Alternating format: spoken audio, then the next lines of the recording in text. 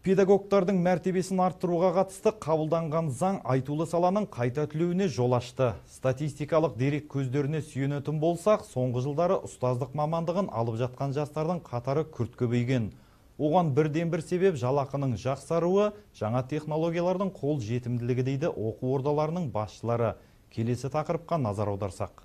Бұл ұстаздардың ұстаханасына айналған нөмір 1 Алматы қалалық мемлекеттік гуманитарлық педагогтық колледжі іргесі 1978 жылы қаланған оқу ордасынан тәлім алған түлектер ұстаздық деген ұлы мұратқа жетіп, еліміздің барлық аймағында жастарды тәрбиелеуде. Жаңа бағытқа қадам басқан білім ошағының мамандары халықаралық тағылымдамалардан өтуде.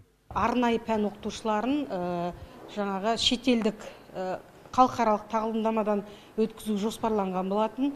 Былтырғы жылы, яғни 2023 жылы біздің колледжімізден 10 жаңағы арнайы пән оқытушысы халықаралық тағылымдамадан Финляндия және Швейцария елдерінде халықаралық тағылымдамадан өтіп келді. Осы жаңа жобаны ары қарай білім беру жүйесіне енгізу мақсатында қазіргі уақытта жоба дайындалып жатыр.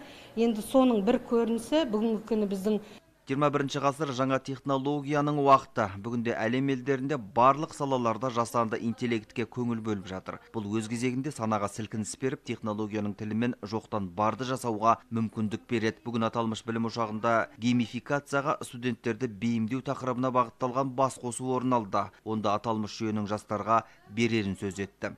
Студенттердің, оқушылардың сабаққа деген қызығушылығын арттыру мақсатында ойын арқылы өткізу. Бұл ойын деген ойын элементтері барлық жерде де қай кезде болмасын ол қолданып келе жатырған. Бірақ бұның жаңағы негізгі арқау бұл ойындарды ақпараттық технологияны енгізе отырып пайдалану мақсатында өткізіліп отыр. Олжас Уәли, Талғат Жанбота, Алатау ақпараты.